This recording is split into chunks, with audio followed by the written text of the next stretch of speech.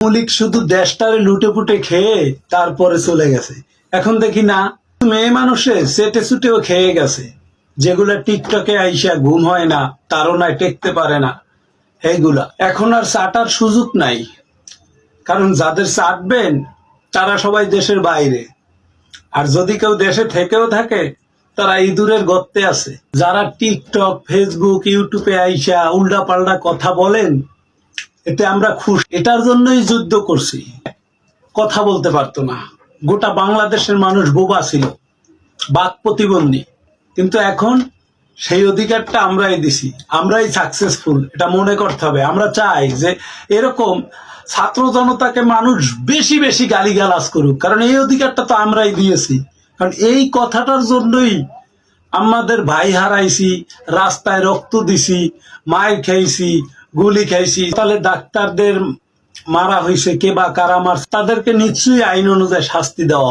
ডাক্তাররা ধর্মঘাট করছে, তাদেরকে আবার আওয়ামী লীগ বানাই দেন না, আনসারের মতন। আওয়ামী লীগ তো এখন লোকাল বাস। কোন সিটের দ্বারা আছে, মাজা নাই, মাজা আছে, মেরুদণ্ড নাই, মেরুদণ্ড আছে, দ্বারা নাই। আপনাদের নেত্রী খুনি হাসিনার কাছে যারা বড় বড় নেতা, তারা একটু প্রস্তাব দিয়ে দেখেন তো, যে ম্যাডাম আপনি বাংলাদেশে আসবেন না দোজগে যাবেন। দেখেন সে কি উত্তর দেয়। সে সর্বপ্রথমই বলবে যে আমি বাংলাদেশে যাব না, আমি দোজগে যাব। বাংলাদেশে আসতোই তাহলে আইনের মুখোমুখি দাঁড়াইতো, আপনাদের হোগায় লাথি দিয়ে চললে যাইতো না।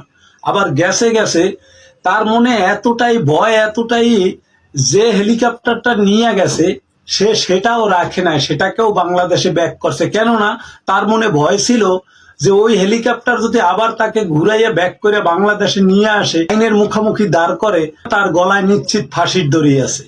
ডাক্তার ইউনূস স্যারকে নিয়ে কথা বলেন, আসলে আগাছা কিন্তু ফসলের সাথেই হয়। তার ইউনূস স্যারকে নিয়ে কথা বলেন, আপনারা বেশি করে বলেন, কারণ আমরা তো জানি যে আগাছা থাকবেই, কিন্তু কিছুদিন পর আর থাকবে না।